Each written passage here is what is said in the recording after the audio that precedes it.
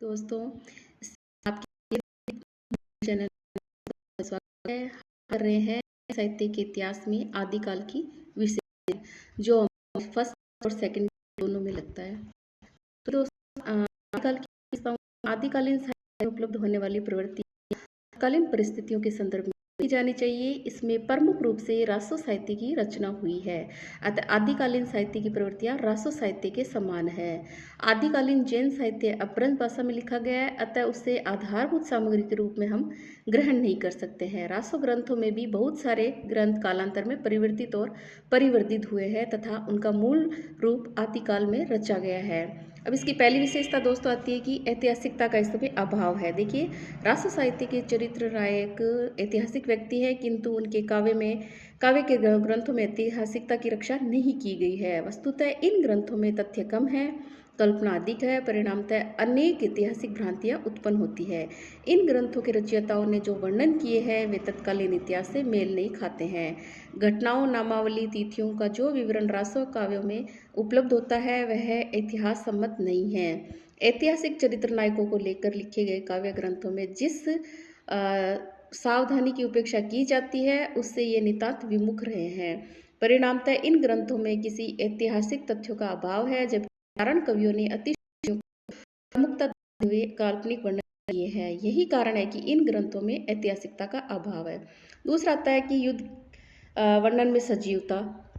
देखिए, रासो ग्रंथों में किए गए युद्ध वर्णन सजीव प्रतीत होते हैं। इन काव्य ग्रंथों में जहाँ जहाँ युद्ध वर्णन के प्रसंग हैं वहाँ ऐसा प्रतीत होता है जैसे कवि युद्ध को आंखों देखी मतलब युद्ध को अपने आंखों से देखा हुआ हाल सुना रहा है। चारण कवि कलम की ही नहीं तलवार के भी धनी थे, अतः अवसर पड़ने पर वे अपने अपने आश्रयदाताओं के साथ रण क्षेत्र में जाकर तलवार के हाथ भी दिखाते थे। युद्ध के दृश्यों को उन्होंने अपनी आंखों से देखा था, अतः इन युद्ध वर्णनों में जो कुछ भी कहा गया है वह उनकी अपनी वास्तविक अनुभूति है।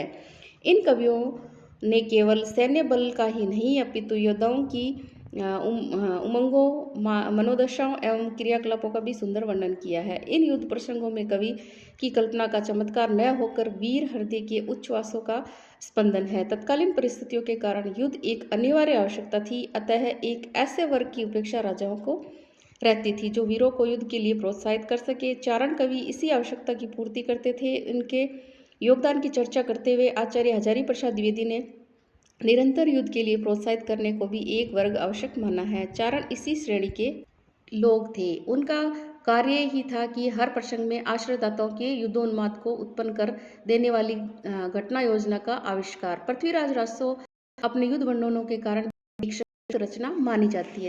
आता है कि प्रमाणिकता में आदिकाल के अधिकांश रासो कवियों की प्रमाणिकता में संदिग्धता पाई जाती है। पृथ्वीराज रासो जो इस काल की प्रमुख रचना बताई गई है जो भी अप्रामाणिक मानी गई है। आचार्य रामचंद्र शुक्ल के अनुसार इसके अतिरिक्त कुछ और कहने की जगह नहीं है कि यह पूरा ग्रंथ वास्तव में जाली है। इस प्रकार कुमार रासो और परमाल रासो की प्रमाणिकता में भी संदेह है। मूल कवि की रचना में जोड़ा गया है, इसका निर्णय कर पाना कठिन है, भाषा कठिन है। भाषा विषय सामग्री के आधार पर यह निष्कर्ष निकाला जा सकता है कि ये काव्य समय समय पर परिवर्तित एवं परिवर्तित होते रहे हैं। चौथा पॉइंट आता है कि वीर व श्रृंगार रस की प्रधानता। रासो ग्रंथों में यद्यपि सभी रसों का समावेश हुआ है तथापि वीर एवं श्रृंगार रस की प्रधानता इनमें परिलक्षित होती है। युद्धों का वर्णन होने से वीर रस की योजना इनमें अनायास ही हो गई है। वीरों के मनोभाव व एवं अदग्ध उत्साह का जैसे हृदयग्राही है वर्णन रासो काव्यों में किया गया है वैसा अन्यत्र दुर्लभ है। पृथ्वीराज रासो में ऐसे अनेक मर्म स्मृत स्थल है जहाँ वीर रस का पूर्ण परिपाक हुआ है। युद्ध शौर्य प्रदर्शन के लिए तथा सुंदर राजकुमारियों से विवाह करने के निमित्त लड़े जाते थे, अतः श्रृंगार रस के भावपूर्ण वर्णनों का समावेश भी इस काव्य ग्रंथों में हो गया है। राजकुमारियों के स्वप्निल सौंदर्य का अतिशोक्तिपूर्ण वर्णन नखसिक परिपाटी का किया गया है। नायिका के रूप में सौंदर्य के साथ साथ वैशंदी और षड ऋतु वर्णन का सम्यक समावेश भी रासो ग्रंथों में किया गया है। नेक्स्ट पॉइंट है कि आश्रयदाताओं की प्रशंसा। रासो ग्रंथों के रचयिता चारण कहे जाते थे और आश्रयदाताओं राजाओं की प्रशंसा में काव्य रचना करना अपना परम कर्तव्य मानते थे। अपने चरित्र की श्रेष्ठता के प्रति रक्षी राजा की हीनता का वर्णन अतिशोक्ति में करना इन चारणों की प्रमुख विशेषता कही जा सकती है। दरबारी कवि होने के कारण इन कवियों ने अपने आश्रयदाताओं के शौर्य यज्ञ वैभव का काल्पनिक अतिशोक्तिपूर्ण वर्णन किया है। पृथ्वीराज रासो एवं कुमार रासो इसी कोटि की प्रशंसापरक काव्य रचनाएं हैं जिनमें कवि ने अपने चरित्र नायकों राम, कृष्ण, युधिष्ठिर, अर्जुन और हरिश्चंद्र से भी श्रेष्ठ बताते हुए प्रत्येक दृष्टि से उनकी महत्ता प्रतिपादित की है। अब छठा पॉइंट आता है कि संकुचित राष्ट्रीयता। इस काल में वीरता का वर्णन तो बहुत हुआ है, परंतु स्वदेशाभिमान एवं राष्ट्रीयता की भावना का अभाव है। उस समय देश खंड खंड राज्यों में विभक्त था और इन छोटे छोटे राज्यों के शासक परस्पर कलह और संघर्ष समझते थे। वे 10-20 गांवों के छोटे से राज्य को राष्ट्र समझते थे, अतः उनमें संपूर्ण भारत को एक राष्ट्र के रूप में देखने की भावना का अभाव था। परिणामतः विदेशी आक्रांताओं के विरुद्ध संगठित होकर युद्ध करने में कभी सफल नहीं हुए थे। पड़ोसी राज्य पर विदेशी आक्रमण होने पर ये रंच मात्र भी विचलित नहीं होते थे। इसी संकुचित राष्ट्रीयता के कारण धीरे धीरे सभी देशी साम्राज्य विदेशी आक्रांताओं द्वारा पद दलित किए जाते थे। यदि इन शासकों ने अपने शुद्र अहम भाव का परित्याग करके संगठित होकर विदेशियों का सामना किया होता तो देश के दीर्घ अवधि तक विदेशी शासन झेलते हुए परतंत्र न रहना पड़ता। फिर नेक्स्ट पॉइंट आता है कि कल्पना की प्रचुरता।